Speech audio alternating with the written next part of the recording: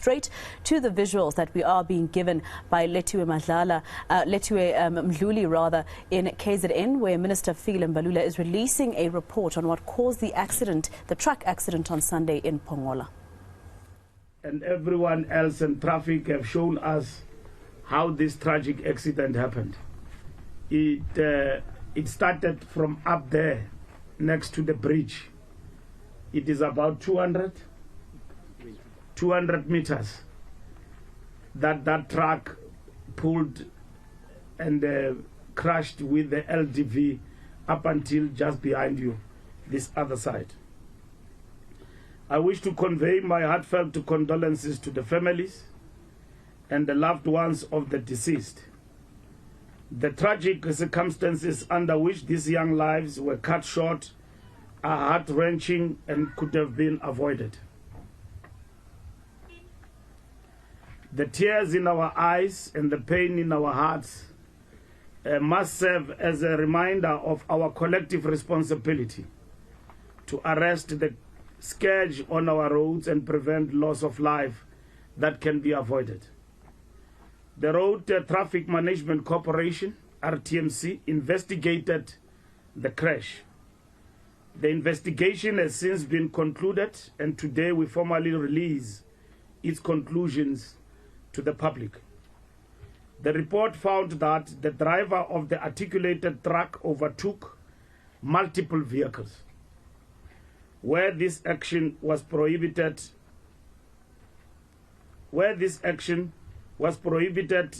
by no overtaking lanes in a dangerous and unlawful manner.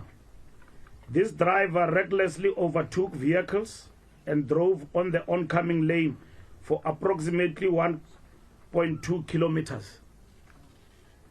These vehicles had to swerve out of the way of the approaching truck.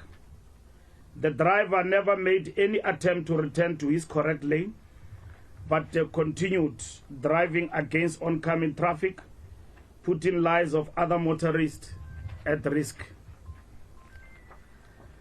The report concludes that driver error is the major contributing factor to the root cause of the road crash. This is as a result of the driver of the articulated truck overtaking multiple vehicles, where this action was prohibited by no overtaking lines, in a dangerous and unlawful manner, placing the lives of other occupants of the oncoming vehicles at risk. The driver's actions of overtaking vehicles for approximately 1.2 kilometers before the area of impact was extremely reckless. The driver of the LDV, the van, was transporting scholars at the back of the LDV of the van. This is illegal and extremely dangerous for the passengers on the back of a goods vehicle, which again highlights a point about the scholar transport in our country. It's not only here in KZN, it happens everywhere in the country, where people are using vans to transport human beings like Esif Zinkuku and everything else. This is a matter that, in terms of this accident, highlights the fact that it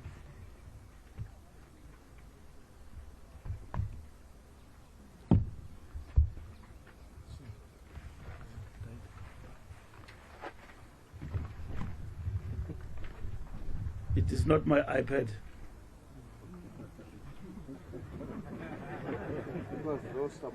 Yeah, no, mine is stolen, so.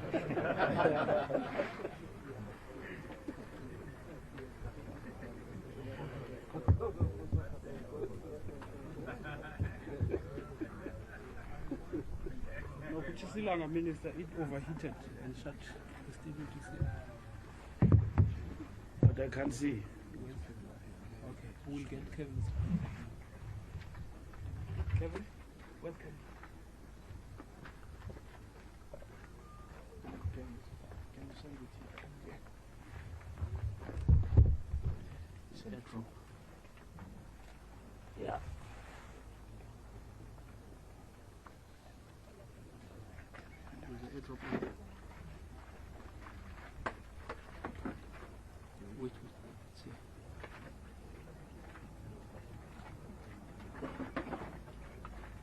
is the sign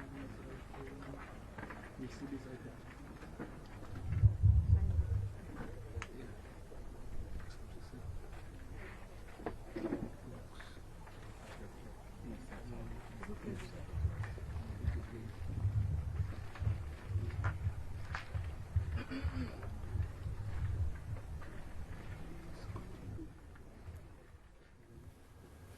Right, Minister Fikile Mbalula, that's the Minister of Transport in Pongola, at the exact accident scene of that truck accident on Sunday. He's giving a report. I think he's fixed his technological issues. Let's have a listen.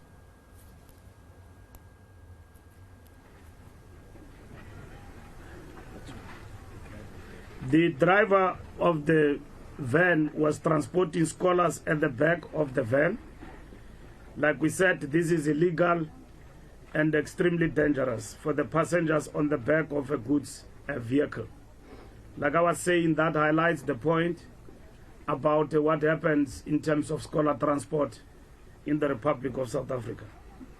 Regulation 250 of the National Road Traffic Act of 1996, which came into effect on the 11th May 2017, prohibits transportation of school children or any other person in the goods compartment of a motor vehicle for reward.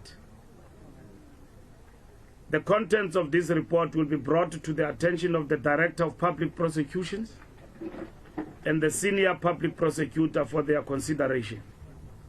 The criminal case of culpable homicide is being investigated by the police. As part of our efforts to make our roads safer, we are putting in place a number of measures to reinforce current interventions. We are strengthening our law enforcement interventions under the coordination of the RTMC by implementing the following measures: immediate deployment of the KwaZulu-Natal Road Transport Inspectorate, as well as the local municipality traffic on the identified hazardous locations. Deployment of the National Traffic Police on ad hoc basis to assist the province, informed by the analysis of traffic statistics to identify areas with insufficient traffic policing capacity. Block patrol in the form of compulsory stopping of trucks at certain intervals to ensure speed reduction and considerate driving towards other road users. These interventions, we are pleased, these interventions will be underpinned by an approach that concentrates on vehicle and driver fitness. We are pleased that the province has completed the necessary processes to ensure visibility of traffic police officers around the clock throughout the year. In order to ensure that companies that own trucks that move goods on our roads adhere to strict compliance with the law, we will encourage the MEC in the province to invoke the provisions of Section 50 of the National Road Traffic Act. This provision empowers the MEC to appoint a person to investigate the specific activities of an unidentified operator and direct the person so appointed to make a written recommendation to him or her regarding what measures should be taken in respect of such an operator. The investigator must, among others, gather any evidence regarding the state of fitness of a motor vehicle in respect of which an operator is registered, direct them for formal roadworthiness process if needs be, require such operator to produce for examination the records regarding drivers which an operator is required to keep in terms of the law, and direct that an identified driver be retested in terms of Section 25 of the Act if necessary. The investigator is empowered to obtain additional information relating to vehicle and driver fitness, which includes trends in relation to traffic offenses committed by drivers, hours drivers drive a day, and roadworthiness of vehicles. The investigation will then enable the MEC to take measures against the operator should the investigation so recommend. In addition, we are considering introducing regulations to strengthen the current rules relating to the operation of trucks on a public road, the construction and equipment of such vehicle, and the condition of which it may be operated. In bolstering our law enforcement activities in the province, all mobile testing centers in the possession of KZN Department of Transport will be deployed with immediate effect on the N2 Pongola area, and visibility of traffic law enforcement officers will be intensified. Through SANRAL, we have initiated interventions that will provide additional capacity on the road where the incident occurred by widening the existing roadway, bridges and culverts. This will go a long way in improving safety for all road users. The estimated cost of the project is 2.5 billion. SANRAL will be ready with designs by the end of the year. However, we need to work with Ingonyama Trust to acquire more land so we can move speedily with the project. Further interventions will be implemented to reduce unsafe access of the N2 and provide additional gravel service roads.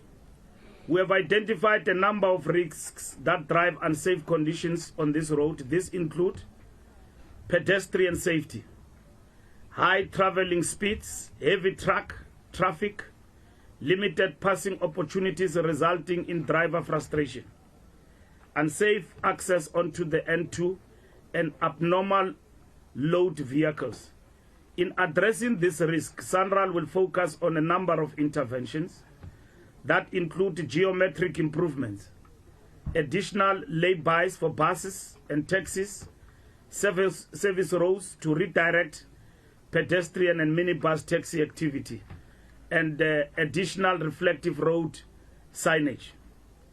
A road safety audit has been undertaken, which has identified a number of risks that require urgent attention.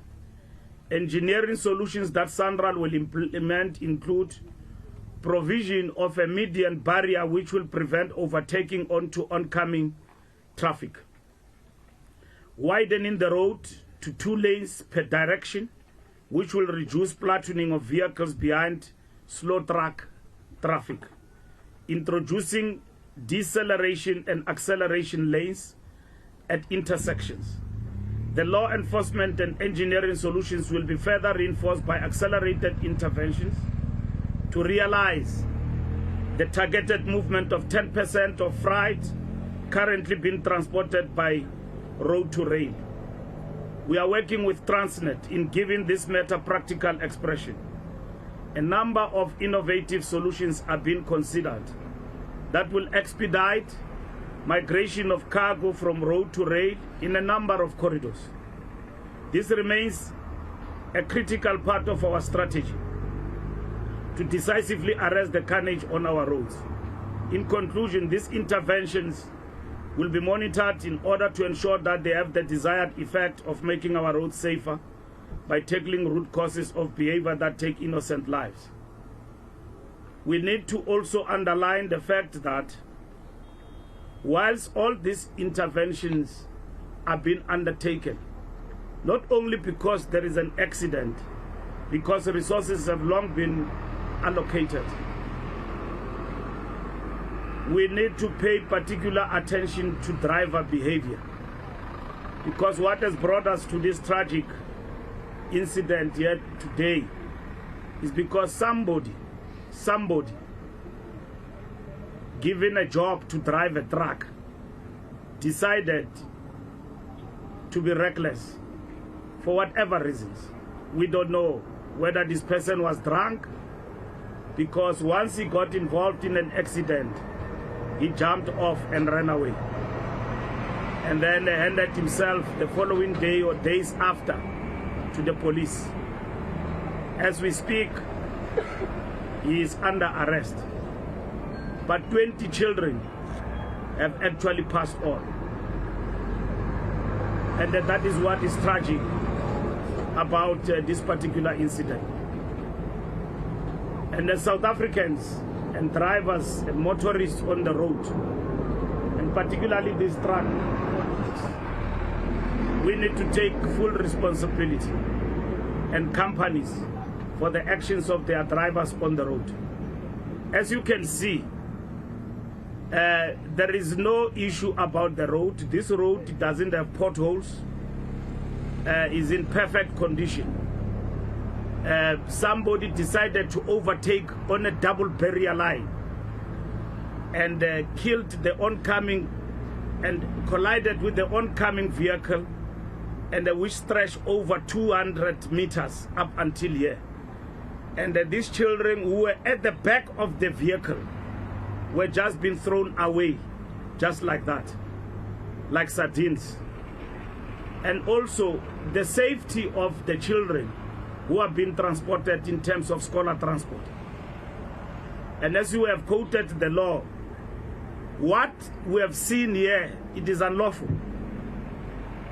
That LDV light van that was transporting these children at the back of a buggy, it's illegal. And for purposes of transportation in terms of raising money and all of that, it is illegal. It's not permissible. And if we had law enforcement in this road, it would have picked up that vehicle and basically ensured that that scholar transport is prohibited from transporting children at the back of a van. So that is where the law enforcement gap comes in and need to be addressed in terms of the work that we are doing. We are faced with serious challenges in relation to law enforcement in terms of traffic officers, because they don't do overtime. They work from 8 to 5. And that is why in our concurrent function, we have agreed with the MECs that we will have police officers and traffic officers on mending the roads 24/7. Now you can see where we don't have law enforcement, what do we have? And this is what it results into. And these are the things that must be corrected.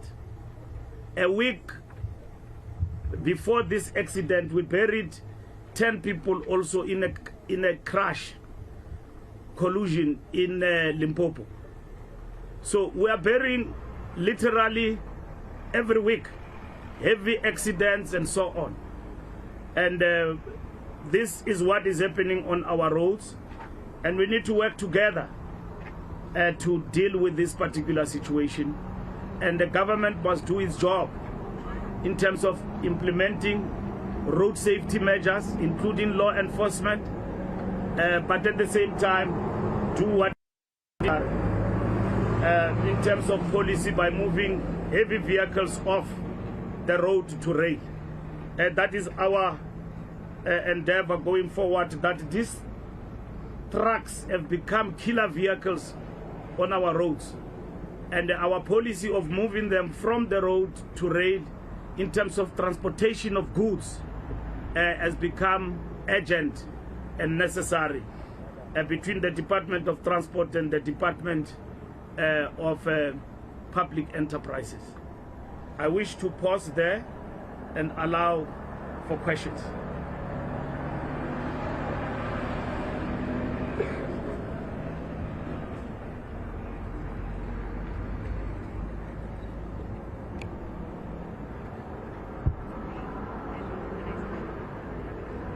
Can you come this side? Hi, thanks. My name is Kavil Singh. I'm from News 24. Minister, can you just tell us, I mean, you mentioned law enforcement, or maybe the CEO can also answer this question, but in this particular area, on that particular day, what sort of resources with RTI or road traffic enforcement was there in this area? And what sort of resources do we have in that enforcement to put out here? And what sort of shortfalls do we have? And how do we sort of curb that? And then the other issue, I mean, you mentioned the point of rail transportation. You know, the business community here, as well as the civic community that I'm sure a lot of journalists spoke to, are saying the same thing. So what sort of timelines do we have for that? How do we sort of get that transportation working? And my final question that I have to ask, you were quite late today, almost 3 hours late. The families grieving, young people have passed on. And what was your exact reason for being late today? Thank you.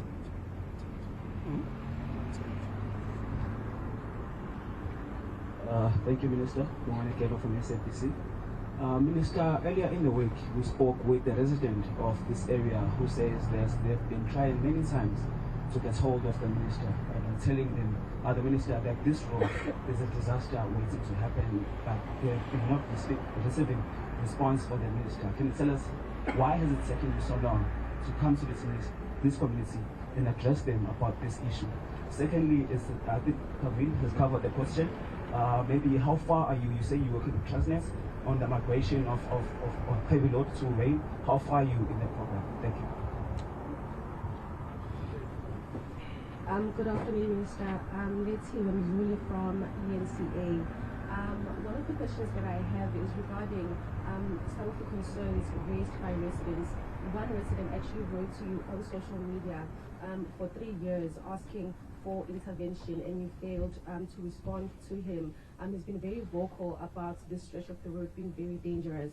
My second question also has to do with some allegations from some of the residents here saying that the reason why you haven't moved back to the rail system is because some of the politicians are actually leaders or have stakes in the trucking industry, and that is why government is failing to move back to the rail system. Can I please have a response for that? And also some accusations also include you only helping selected people such as celebrities who write to you on Twitter. What do you have to say about that? Thank you.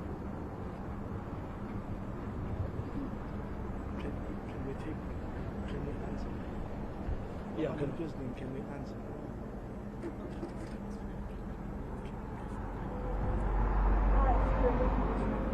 Mentioned solid transport, and like you said, it's a huge issue across the country. How is this department, transport, working with education now? And do you have timelines and budgets to actually implement scholar transport? Because it is one of the most serious issues in the country, and millions of people, millions of school children are still walking to school across highways like this. Even today, they are crossing this highway. They don't have transport. What is your department doing in this country?